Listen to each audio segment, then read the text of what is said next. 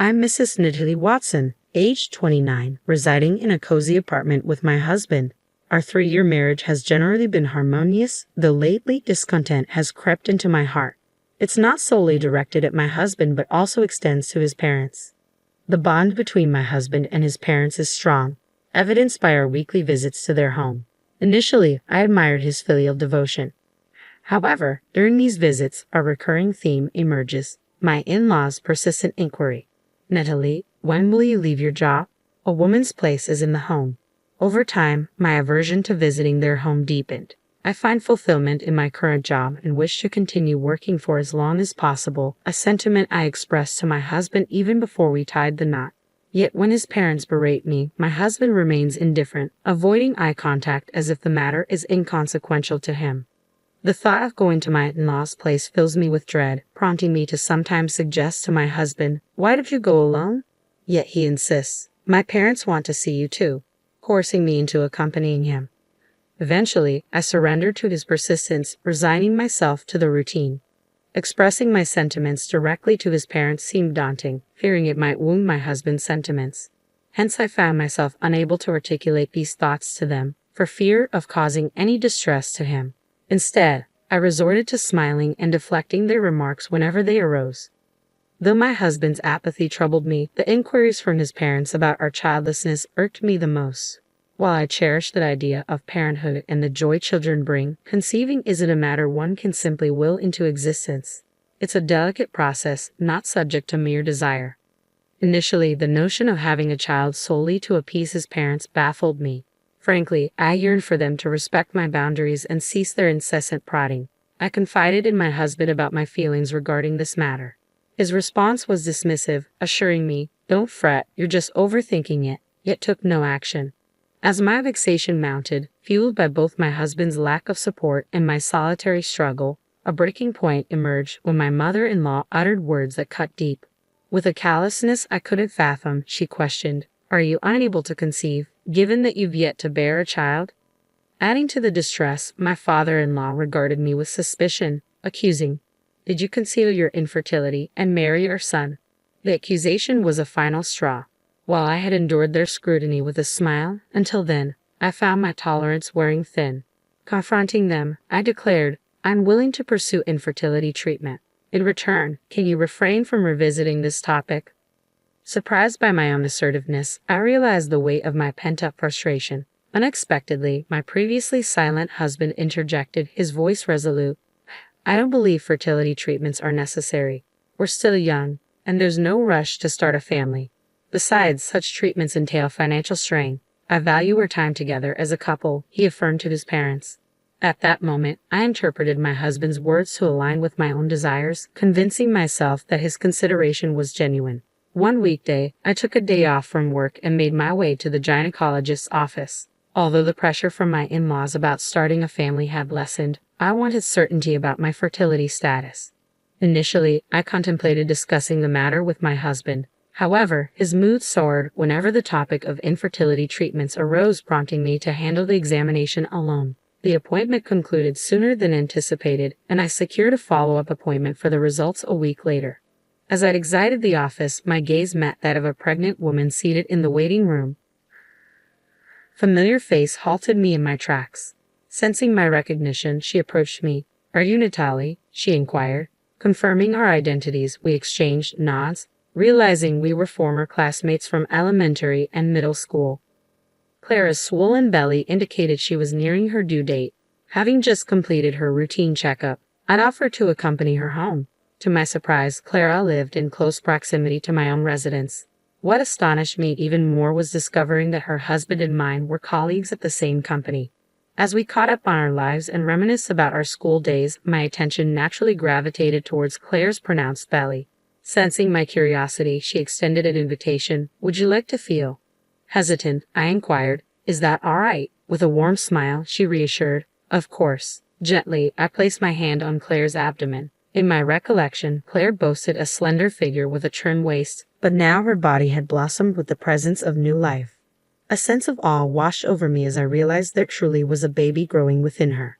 As I kept my hand on her belly, I felt a fate fluttering beneath my fingertips. Startled, I glanced up at Claire. Did you feel that? I asked. Yes, it's been moving a lot lately, she confirmed, her expression radiant with maternal joy. In that moment, Claire exuded the aura of a contented mother-to-be. Before I could stop myself, the words slipped out, I'm envious. Instantly, I regretted my candidness, averting my gaze from Claire. Sensing my discomfort, Claire, attuned to others' emotions, gently probed, if I'm mistaken, I apologize, but is something troubling you? Reluctant at first, I hesitated to divulge my troubles. However, sensing Claire's sincerity, I realized I couldn't mask my feelings from her perceptive eyes. Thus, I opened up about the challenges I face with my in-laws and the longing for children.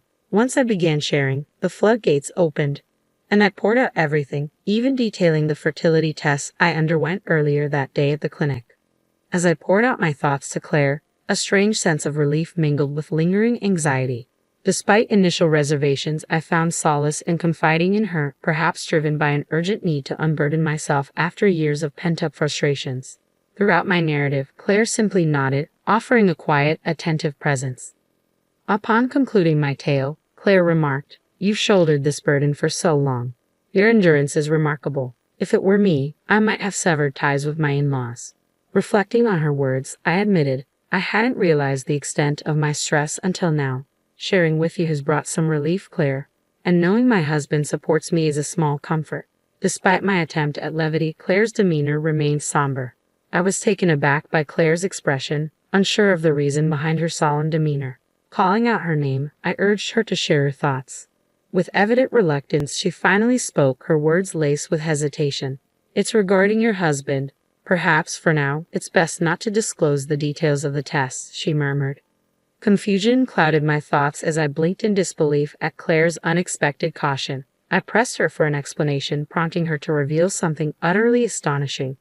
Struggling to comprehend Claire's revelation, I made my way home with faltering steps. Seated on the sofa, I dwelled on her words, grappling with disbelief and uncertainty.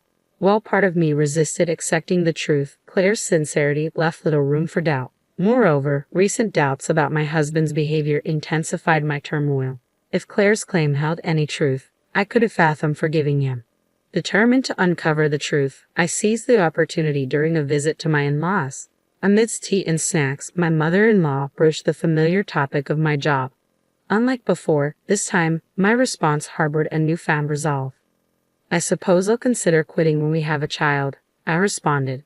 My mother-in-law blinked in surprise, remarking, So, you've decided to start a family. Excitement lit up my father-in-law's face as he eagerly exclaimed, Ah, will I finally get to hold a grandchild? However, my husband, after a brief glance at my expression, adopted a restrained demeanor, cautioning, Well, parenthood is a blessing, but timing is uncertain.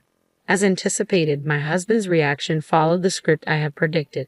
Meeting his gaze, I disclosed, Actually, I had a recent appointment with the gynecologist, presenting him with the results of my infertility test. The report indicates no issues, I informed him preemptively. I'm beginning to feel the desire for a child as well. Will you support me for the sake of your parents? My husband's gaze flickered between the test results and my face, his complexion flushing crimson as he erupted. I refuse to undergo any infertility treatments. I won't even get tested. His sudden outburst left his parents stunned, but I couldn't suppress my disappointment, realizing Claire's words were indeed true. By the way, do you know Mr. Howard? I inquired, noting my husband's surprised expression. With a sense of foreboding, I revealed what I had learned, awaiting his reaction. His wife happens to be a friend of mine. Apparently, you've been making disparaging remarks at work, claiming, My wife is defective, unable to conceive due to infertility. She's abandoned her femininity to focus solely on work, and I'm the pitiful one for marrying her. As I leveled him with a gaze icy with disappointment, my husband's lips quivered, his demeanor defensive. And what if it is true? He retorted, his tone laced with defiance. Who else would want someone like you? His words, filled with scorn, struck me like a blow, causing the warmth I once felt for him to dwindle. Maintaining my composure, I gestured towards the test results lying on the table. I've just proven there's no issue on my end, haven't I? I remarked calmly. Despite his silence, I couldn't shake off a nagging suspicion that had lingered in the recesses of my mind. Could it be that the problem lies with you? I ventured, voicing the troubling thought that had plagued me. Is that why you vehemently refuse infertility treatments and testing?" At that moment, my previously silent mother-in-law interjected sharply. "That's impossible. There's no way my son could have any issues. If there's a problem, it must be with you," she asserted vehemently, her face flushing with indignation. In a sudden burst of anger, she seized the test results from the table and declared, "These must be fabricated," before tearing them to shreds. My husband's initial surprise quickly gave way to alignment with his mother's sentiments. "Yeah, she's right. There's no way it could have any issues," he affirmed, joining in the accusatory chorus. With their combined blame raining down on me, I realized the futility of continuing the discussion. In a decisive move, I slammed the prepared divorce papers onto the table, signifying the end of our feudal union.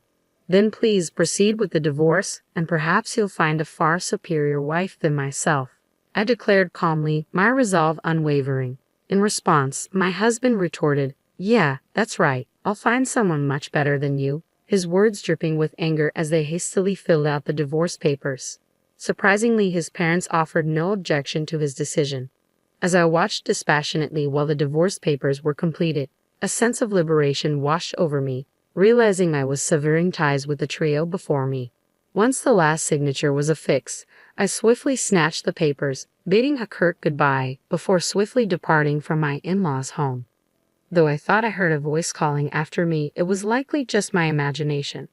I swiftly made my way to City Hall and promptly filed the divorce papers. Within a matter of days, I efficiently relocated from the apartment we once shared to my company's dormitory, having long prepared for this inevitable step. Given that I was the sole lessee of the apartment, the transition proceeded without a hitch. As for my ex-husband's belongings, I packed them into cardboard boxes and arranged for them to be delivered to his parents' residence with payment upon receipt. Settling into my new life at the company dormitory, I was taken aback when I received a call from my ex-husband. Curious as to his intentions, I answered the phone, only to be met with a barrage of accusations. "Why did you file for divorce? And why did you vacate the apartment?" he demanded angrily. Perplexed by his sudden outcry, I responded calmly, "Let's not play games. You agreed to the divorce and signed the papers, didn't you? As for the apartment, I've moved out because it's no longer necessary, considering our divorce and my sole responsibility for the lease." Despite my attempts to reason with him, my ex-husband remained obstinate. "Revoke the divorce. Let's start anew with marriage papers. Where are you staying now? Let's reunite," he persisted, spouting increasingly ludicrous proposals. Exasperated, I reached my limit and declared, "Enough. I'm ending this call. Do not contact me again." Attempting to terminate the conversation, I prepared to disconnect, only to be met with a threat from my ex. "If you won't disclose your location, I'll visit your workplace," he warned ominously. At wit's end, I sternly retorted, "Any disruptions you cause will only reflect poorly on you," before abruptly ending the call. Despite my hopes that he wouldn't resort to drastic measures, I took precautions and confided in my boss about my ex-husband. Neither my boss nor I anticipated any trouble, but to our dismay, he caused a disturbance at the company. I was mortified to learn from the security guard that he had caused a scene in the lobby, necessitating police intervention. Filled with shame and regret, I found solace in the empathy of my coworkers who reassured me that ending the relationship was the right choice. Later, I was informed by Claire's husband that my ex-husband had attempted to shift blame onto me when news of the police incident reached his workplace. Thankfully, Claire's husband set the record straight, exposing the falsehoods my ex-husband had been spreading about me. It appears he struggled to continue working at the company and ultimately resigned. Chances are, my now unemployed ex-husband has returned to his parents' home, seeking solace from them. Though it might evoke some pity, supporting a jobless and divorced son could prove challenging for them. Nevertheless, his situation no longer concerns me as he's become a stranger.